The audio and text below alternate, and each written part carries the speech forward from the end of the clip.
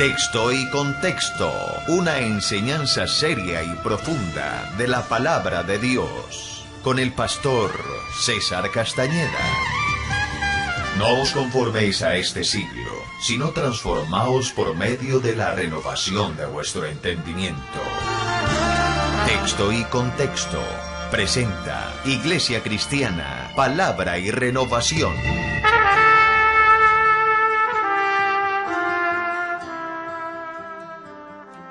Y yo también te digo que tú eres Pedro, y sobre esta roca edificaré mi iglesia, y las puertas del Hades no prevalecerán contra ella. Este es uno de los tantos textos bíblicos contradictorios para quienes ignoran la interpretación bíblica. Quiero decirles que en el campo de la interpretación se ven muchas cosas. Hoy la mayoría están predicando el mensaje como la Iglesia Católica, alegórico. Entonces un predicador va a leer un pasaje de la Escritura, como por ejemplo en caso que Abraham envía a su siervo para poder conseguirle esposa a Isaac. Y él le va a decir a usted que Abraham es el padre, que el siervo del Espíritu Santo, que Rebeca es la iglesia y que Isaac es Jesucristo. Y en base a eso le van a predicar el Evangelio. Pero ni Abraham es tipo de Dios, porque la Biblia, para que algo sea un tipo de Dios, tiene que en el Nuevo Testamento compararlo y decir así como. Por ejemplo, Cristo dijo, así como se levantó la serpiente en el desierto, era necesario que el Hijo del Hombre fuera levantado en una cruz. Es tipo de Cristo, la serpiente del desierto. Que como estuvo Jonás 3 noches y 3 días en el vientre de un gran pez, también era necesario que el Hijo del Hombre estuviera. Bien, son tipos de Cristo. Pero Abraham en ese sentido la Biblia ni coloca que ese Abraham, así como Dios el Padre hizo, Abraham hizo esta parte. Pero la interpretación alegórica es muy común hoy en día, que un predicador lea cualquier cosa y le dé una interpretación a lo que quiera decirlo. La disculpa es, aquí hay una rema de Dios, okay, hay una revelación de Dios, hay una palabra que Dios está revelando en este momento. Hoy no hay revelación de ese tipo. La revelación de Dios es la Biblia. Y la revelación de Dios se cerró en Apocalipsis, el último capítulo de la Biblia. La revelación de Dios la tenemos, es la Biblia. Pero viene la interpretación de la revelación de Dios, o sea, la iluminación. Cuando usted escucha un predicador que dice, hermano, aquí le tengo una rema, una nueva revelación. Cuidado, no hay nuevas revelaciones. Lo que él está diciendo a lo mejor en su ignorancia es, Dios me mostró a través de la Biblia un pasaje donde entiendo algo que me está hablando el Señor. Entonces, en esa mala interpretación bíblica, la tradición católica, cuando habla que Jesús le dice que tú eres Pedro y sobre esta roca edificaré mi iglesia, dice, entonces que el Señor le dijo a Pedro que él era una roca y que la iglesia se edificaba sobre Pedro, y usted va a notar que la iglesia católica entonces tienen a Pedro como el fundamento de la iglesia. Raro, porque en todo el contexto bíblico la Biblia dice que el fundamento es Cristo, no es Pedro. Es, hay un error de interpretación. Es más, en el griego dice, tú eres Petrus, que es una piedra pequeña, y sobre esta roca, la pregunta es, ¿cuál roca? Jesús les había preguntado acerca del Hijo del Hombre, ¿quién dice la gente que es el Hijo del Hombre? Entonces uno dice, que tú eres Elías, que tú eres, y dijo, tú eres el Cristo. Y el término Cristo ahí era el Mesías prometido, tú eres el enviado de Dios, tú eres el Salvador, el Hijo del Dios viviente. Y entonces el Señor le dijo, claro, eso no te lo ha revelado carne ni sangre, sino mi Padre que está en el cielo. Y yo te digo que tú eres una piedra pequeña, y sobre la afirmación que acabas de hacer, que es que yo soy el Mesías, que soy el Cristo, edificaré la iglesia. Algún despistado dirá, pastor, no quedo como muy convencido frente al tema. Me llama la atención que el apóstol Pedro vuelve a hablar acerca del fundamento de la iglesia. Váyase conmigo para Primera de Pedro, que es una de las cartas que escribe ese apóstol Pedro, y miremos a ver si Pedro entendió el mensaje que el Señor le quiso dar de la manera que lo estamos viendo en este momento. En Primera de Pedro, capítulo 2, está hablando del apóstol Pedro, y está diciendo, deseen como niños, en el versículo 2, recién nacido, la leche espiritual no adulterada, para que por ella crezcáis para salvación, si es que has gustado la benignidad del Señor. Y el verso 4 dice, acercándoos a Él, ¿a quién? A Cristo, piedra viva, desechada ciertamente por los hombres, mas por Dios escogida y preciosa. Vosotros también como piedras vivas sed edificados como casa espiritual y sacerdocio santo para ofrecer sacrificios espirituales aceptables a Dios por medio de Jesucristo. Por lo cual también contiene la escritura, he aquí pongo en Sión la principal piedra del ángulo, escogida y preciosa, y el que creyere en esa piedra del ángulo, o sea, en él, no será avergonzado. Para vosotros, pues, los que creéis en él, es precioso, pero para los que no creen, la piedra que los edificadores desecharon ha venido a ser cabeza del ángulo, y la piedra de tropiezo y roca que hace caer, porque tropiezan en la palabra siendo desobedientes, a lo cual también fueron destinados. Entonces aquí la escritura es clarísima y nos está diciendo que la roca sobre la cual está fundamentada la iglesia es Cristo. Entonces la principal piedra no es Pedro. La tradición católica en esto se equivocó, no lo enseña como es, porque es una interpretación alegórica. Los creyentes y los predicadores bíblicos creemos que la interpretación bíblica tiene que darse como Jesús la dio. Cuando a Jesús le preguntaban, oiga, ¿y por qué Moisés permitió dar carta de divorcio? Y Jesús le dijo, no, eso fue una concesión que él hizo, pero recuerden que en el principio no fue así. Y eso lo dijo Dios por esto, y entonces empezó a explicar en Mateo capítulo 19 la razón. Entonces está hablando el por qué lo dijo Dios, qué quisieron decir las palabras que Dios dijo y en ese momento que representaban. Entonces una buena interpretación bíblica, nosotros le llamamos a esa interpretación gramático-histórica, que es qué quiere decir las palabras en el momento en que Dios estaba hablando. Hoy hablaremos acerca de la edificación bajo los propósitos en la iglesia. Y una de las cosas que como iglesia, todos los que estamos en este lugar tenemos que entender es que hay unos fundamentos sobre los cuales hay que edificar. Hace muchos años, la mayoría de los que trabajan construcción, para edificar una casa, se decía, vea, usted vaya y rompa, y cuando usted llegue, que el terreno sea firme, entonces usted puede levantar ahí la edificación. Es una buena teoría, pero no le voy a decir por qué. Porque es factible que más abajo pasen aguas.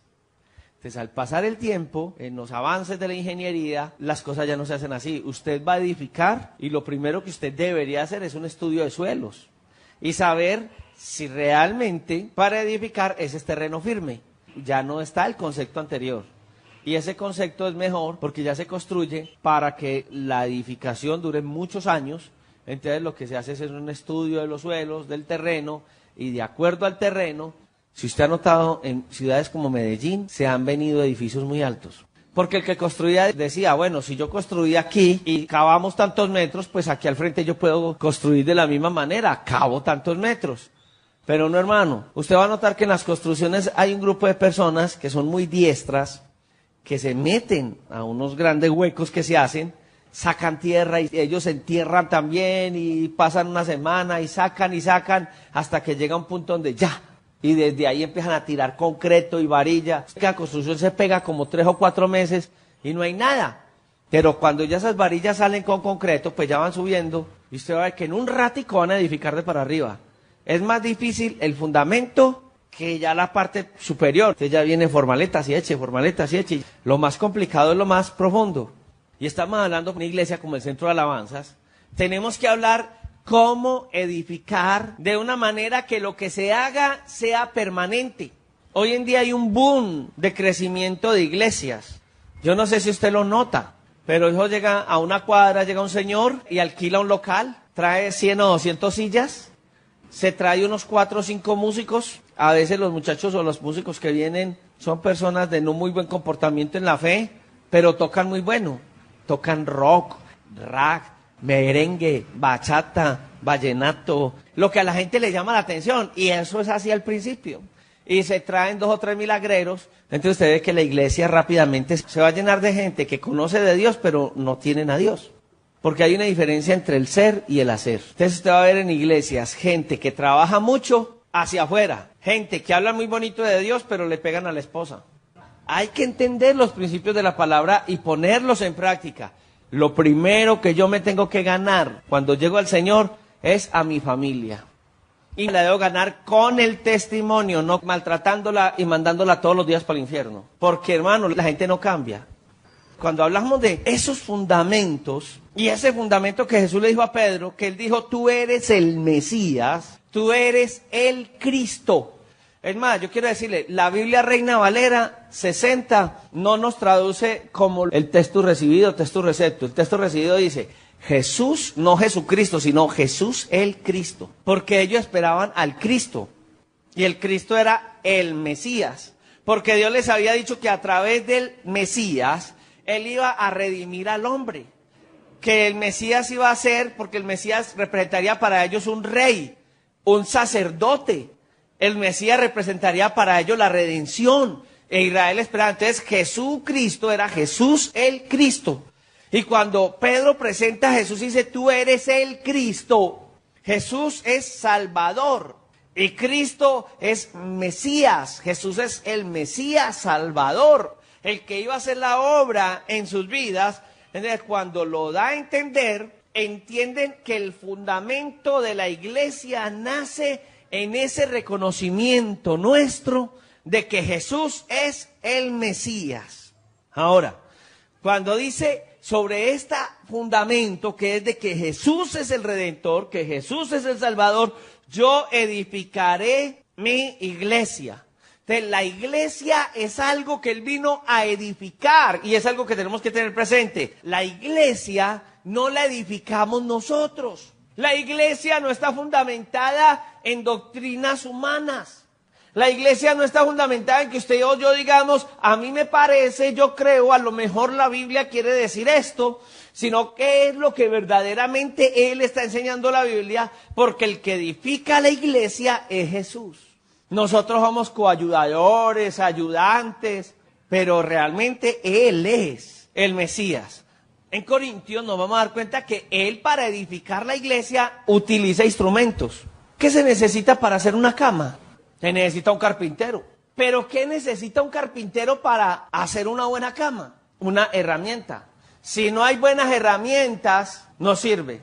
Yo no sé si a usted le ha pasado. A mí me pasó cuando yo estaba en los programas de resocialización, de rehabilitación que me metía con los muchachos a la huerta, y uno veía que nosotros nos matábamos con los machetes, las rulas y eso. Hermano, lo primero que el campesino se echa con la rula es la lima. Y todo el día usted lo va a ver asentando.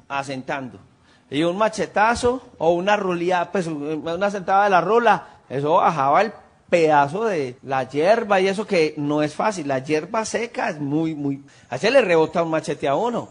Entonces, una buena herramienta. Cristo es el que está edificando y nosotros somos la herramienta, pero como herramienta de Dios nos debemos dejar pulir, nos debemos dejar formar.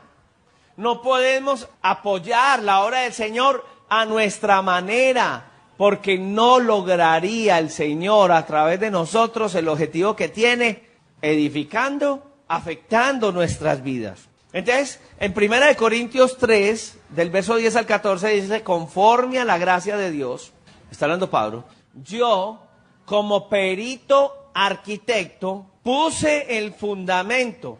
¿Cuál fue el fundamento que colocó Pablo? ¿De qué predicó Pablo? Usted empieza a mirar la enseñanza apostólica y el fundamento era decirle a la gente que Jesús era el Mesías. Y detrás de toda esta presentación del Evangelio, empieza a sobreedificar. ¿Y qué es lo que se sobreedifica? Mire cómo cada uno sobreedifica. Y dice, y la obra de cada uno se va a hacer manifiesta. La obra de cada uno sea cual sea, el fuego la va a probar.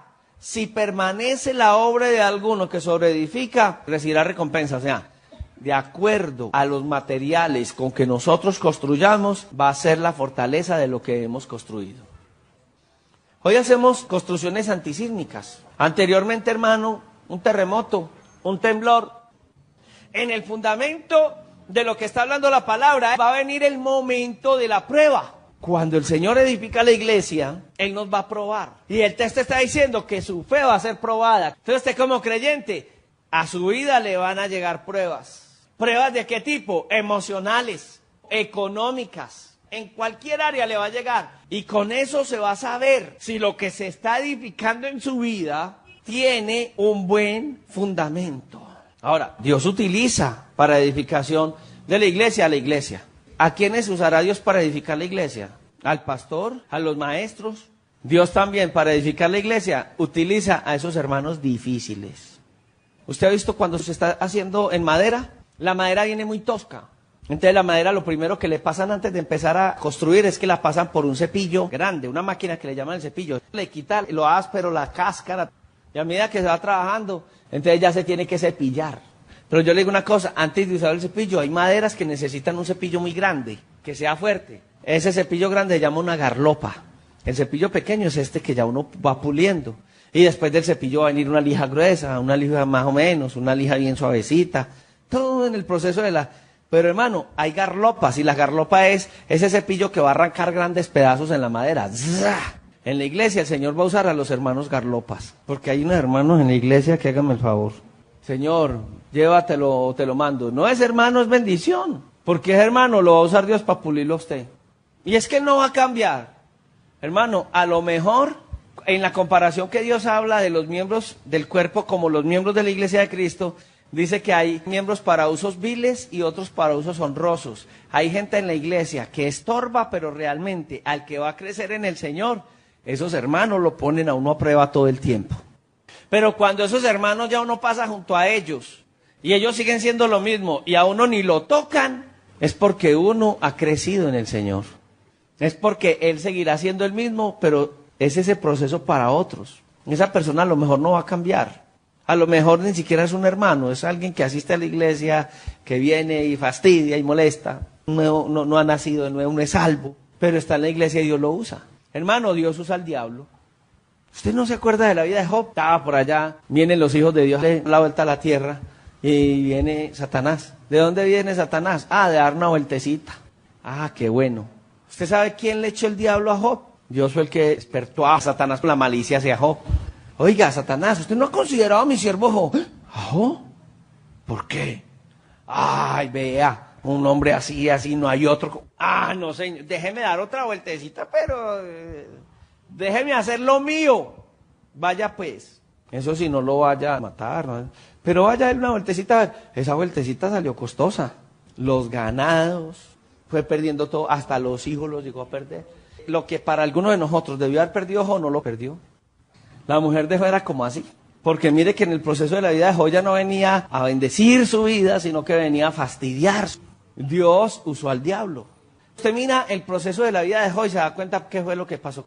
Porque Job, mire lo que dice el capítulo 1. El 1 de Job muestra que Job cada año presentaba un sacrificio a Dios por sus hijos. Por si de pronto en ese año sus hijos habían fallado a Dios. Se hacía un sacrificio.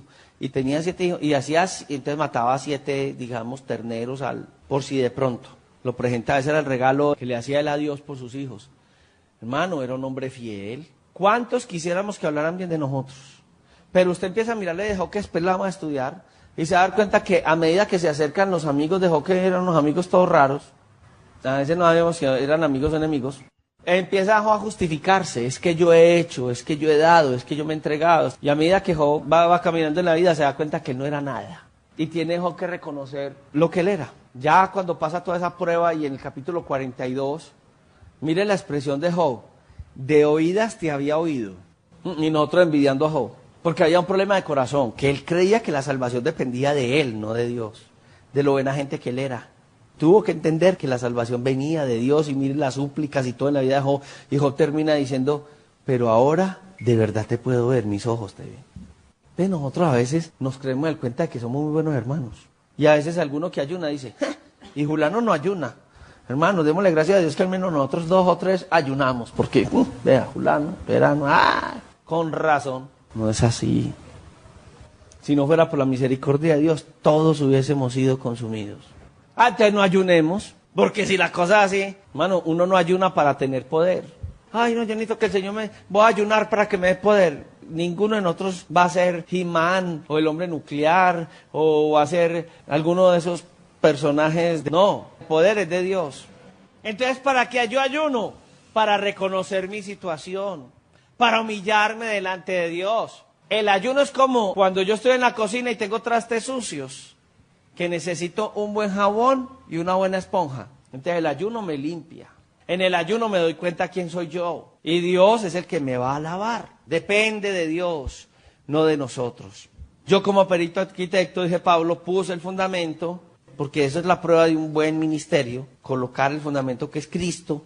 Una iglesia, un ministerio edificado en una persona es peligrosísimo. He conocido ministerios edificados sobre una persona y el día que esa persona no está, se acabó el ministerio. El ministerio no puede ser edificado sobre un individuo. El ministerio que es de Dios se edifica en Cristo. La gente cuando faltemos nosotros, ¿qué va a seguir haciendo? Siguiendo a Cristo. Ay, no, ya se me fue, ay, ya se me fue mi líder, ya se me fue la guía espiritual, ay, yo no tengo que... Y la guía espiritual suya no es Jesús. ¿Qué somos nosotros? Colaboradores, instrumentos de Dios. Es algo que tenemos que hoy nos hemos convertido en los oráculos de Dios. Entonces ya hablamos de los siervos de Dios y ya, el siervo, entonces el siervo es como el que, ay, y ya los queremos, ay, venga, yo cojo al siervo, le cojo la mano, ay, le cogí la mano, mañana no me lavo las manos, el siervo me dio la mano. Porque a veces pensamos eso. No, quienes servimos a Dios y ya. En el momento que somos instrumentos de Dios, amén. Y en el momento que no estemos, la obra de Dios va a seguir. Entonces una iglesia, ¿cómo debería edificarse? Edificarse sobre los propósitos de Dios. Y hablando de esos propósitos de Dios, hay que preguntarnos, ¿cuáles son los propósitos de Dios para la iglesia? ¿Para qué está la iglesia? ¿Para qué Dios colocó la iglesia? ¿Por qué nosotros, ya como núcleo pequeño dentro del gran cuerpo de la iglesia de Cristo, porque en un cuerpo hay muchos miembros, y dentro del cuerpo de Cristo, que son todos los creyentes del mundo, nosotros somos una celulita del cuerpo de Cristo que tiene funciones específicas? Si entendemos eso, entendemos que hay un funcionamiento de la iglesia. Hay iglesias anormales, comunidades anormales. ¿Qué es una comunidad normal? Es una comunidad donde los miembros de la iglesia no son activos. Entonces los miembros de la iglesia no tienen funciones específicas. Todo ya está hecho. ¿Qué hace la membresía? Viene, escucha una conferencia, se va. Vuelve, escucha otra conferencia, se va. No hay funcionalidad, no hay un ejercicio como tal. Entonces, en las diferentes áreas, ¿cuáles áreas? Porque se convertiría entonces quien ministra en la iglesia el hombre orquesta. Y al principio, cuando uno comienza una comunidad, uno es el hombre orquesta. Como pastor llega a comenzar una iglesia y uno predica, dirige, canta, recibe los hermanos de la iglesia, uno recoge la ofrenda, pero eso es un peligro, porque la iglesia está centralizada en un individuo. Eso es al comienzo, pero a medida que pasa, la iglesia va necesitando las diferentes áreas. Entonces están los hermanos que atienden a los que llegan, los hermanos que participan en un ministerio de alabanza, los hermanos que tienen que ver con las diferentes áreas de la iglesia, financieras, organizacionales, tantas cosas. Y la iglesia tiene un funcionamiento, cada uno en lo que Dios le ha dado. Si no se logra eso, es porque la iglesia no está fundamentada en los propósitos que Dios tiene. Entonces continuamente tendríamos que descubrir y redefinir lo que nosotros estamos haciendo. Y yo le hago una pregunta, usted es parte del cuerpo de Cristo. Usted dentro del cuerpo de Cristo, ¿qué hace? Todos fuimos llamados a ser discípulos. Es un trabajo individual. Pero dentro del funcionamiento de la iglesia hay gente que se desenvuelve más en un área que en otra. ¿Cuál es el área suya dentro de esta iglesia? ¿Por qué existimos como iglesia? Y tú en esta iglesia, ¿en qué área te debes desenvolver? ¿Por qué hacemos lo que hacemos? Por ejemplo, si el ministerio del centro de alabanza dentro de todo el desarrollo de la iglesia es trabajar con las personas que tienen problemas, yo me imagino que toda la iglesia está involucrada de una u otra manera en el trabajo. Unos van a la finca, unos hacen sancocho, otros les llevan cosas a los viejitos, uno les corre, hasta les remiendan la ropa en su casa, porque sentimos una carga, un ejemplo dentro de las tantas áreas para que esto sea funcional. De lo contrario, entonces ¿quién lleva la carga? Les voy a colocar un ejemplo. Dentro del funcionamiento de la iglesia uno llega a un punto donde uno ya hay áreas que... Yo recuerdo que al principio yo hacía todo, ya no. Las maestras de escuela dominical se entienden con lo de ellos y ellos hacen cosas como de escuela dominical. Por ejemplo, hay alguna actividad en la iglesia con los padres. Los maestros de escuela dominical se organizan, entonces los niños cuadran todo eso y llegan a la iglesia ese día. Hey, pastor, necesitamos un espacio en el culto, lo que sea, en el salón que llegamos de la entrada a la iglesia. Ay, feliz días, papás. Ve. Ay, hoy qué... No, es que hoy nosotros queremos con los niños reconocer a nuestros papás. Ah, qué bueno, que yo no necesitaría hacer eso. Mi preocupación es predicar el evangelio, visitar a los hermanos, pastorearlos, guiarlos, pero la iglesia va creciendo y va teniendo su desarrollo. Estamos en la iglesia y llega un grupo de hermanos. ¿De dónde vienen? Ah, de evangelizar. Aunque la labor, toda la obra del Señor está llamada a hacer discípulos, cada hermano hace discípulos, pero hay un grupo que trabaja en el discipulado. Que el pastor no hay, el pastor no hay, no. Ay, ¿y entonces quién va a predicar? ¿Cómo así? ¿Quién va a ir el culto? Qué triste una iglesia donde yo como el pastor no tenga de quién apoyarme. tal día le toca dirigir el culto al hermano Ramón, y terminó el culto y Ramón no llegó. Algo está pasando, porque si el Señor le va a demandar a Ramón, a mal que debo a Ramón. ¿Qué cuenta le dará Ramón a Dios? No, es que lo que pasa es que no hay excusa. Ubicarnos dentro de lo que Dios hace en esto. Ahora, ¿cómo se desarrolla una iglesia? Yo me voy para el libro de Hechos de los Apóstoles y veo que la iglesia crecía. Y es un modelo bíblico, porque Hechos de los Apóstoles no tiene un fin. ¿Usted no ha visto que todos los libros del Nuevo Testamento tienen un fin y Hechos no? Hechos no termina porque Hechos de los Apóstoles, que no es de los apóstoles, el verdadero nombre es Hechos del Espíritu Santo, a través de los apóstoles. Y no se acabó porque la obra sigue desarrollándose. Hechos de los Apóstoles se sigue escribiendo todavía, a través de la obra de la iglesia en el mundo. Entonces, las iglesias que crecen tienen una identidad definida. Saben el qué y el por qué están donde están y cómo se crece para Dios. Son iglesias que entienden para qué están y se identifican con la visión que Dios ha colocado a través de sus líderes. Saben exactamente la razón de que aquí hay una comunidad y allá a 2 cuadras hay otra, y qué es lo que nos hace diferentes dentro del servicio a Dios. Me llegó una familia la semana pasada y me dice, pastor, ay, qué iglesia más bonita, pues el local, yo, el templo, así. Ay, pastor, nosotros estamos viviendo aquí a 2 cuadras y vamos a tal ministerio.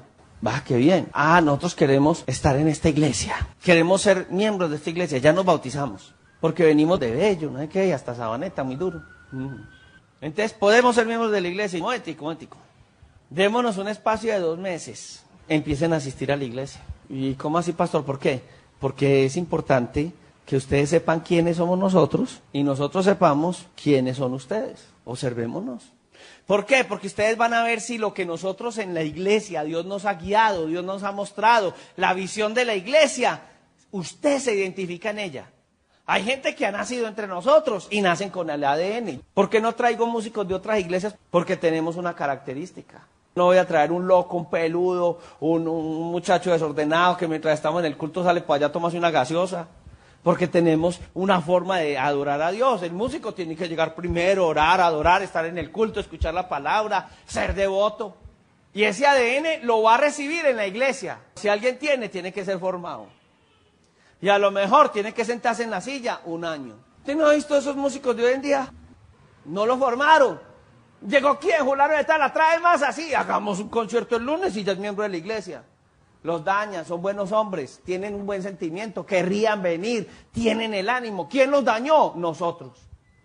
Entonces no podemos recibir a cualquiera que llegue sin la visión, porque si no tiene... ¿Cuántas iglesias tiene gente que están en contra, por ejemplo, de la mayordomía en el caso de los diezmos?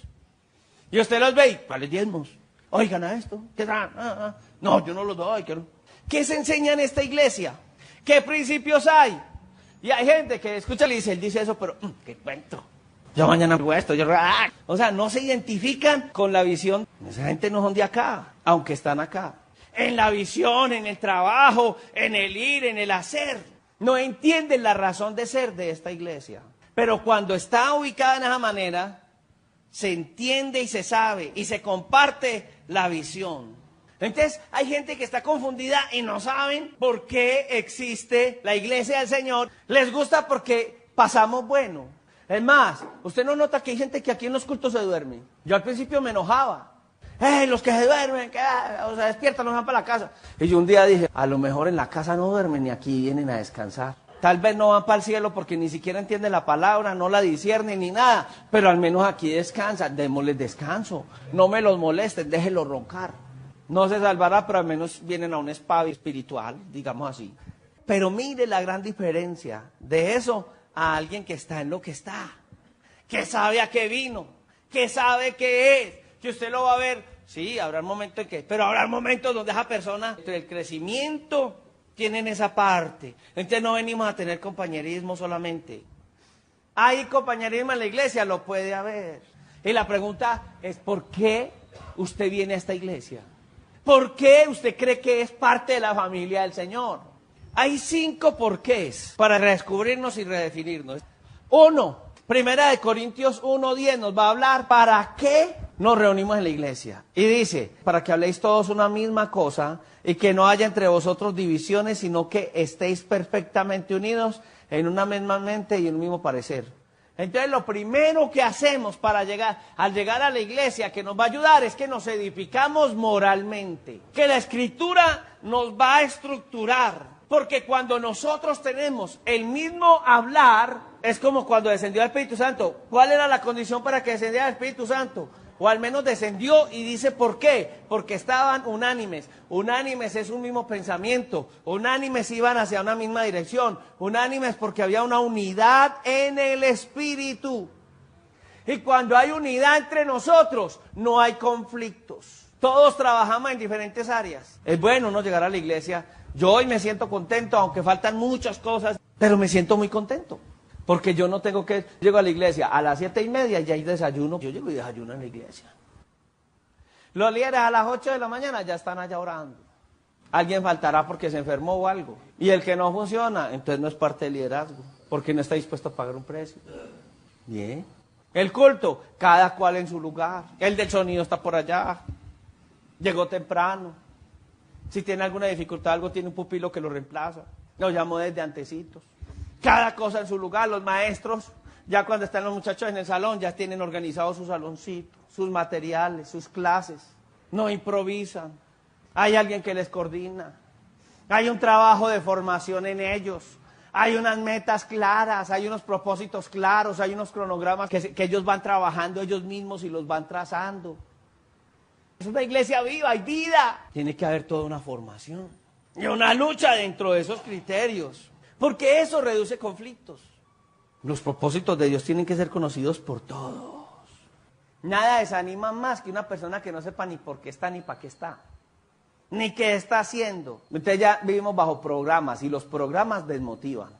Porque nosotros no somos de programas, somos de todo un proceso.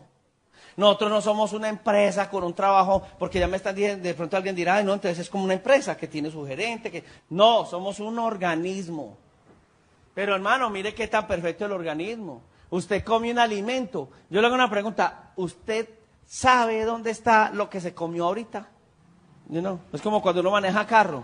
Y entonces yo le digo, hermano, ¿usted dónde le metió primero el carro? Y segunda y tercera. Él va a decir, me imagino que primero de una loma o cuando paré. ¿Pero en dónde? No, eso fue mecánico, ¿sí o no? Usted come y el metabolismo tiene su desarrollo normal. Yo puedo decir... Hay algunas personas de aquí muy mal alimentadas, porque si su masa corporal no corresponde a su tamaño, una persona mal alimentada. No, mire cómo está de gordo o gordo. Hay gente gorda que son desnutridos. Estamos hablando de los 5 por qué. 2, porque cuando yo sé esa área, sé dónde estoy ubicado y me reduce la frustración.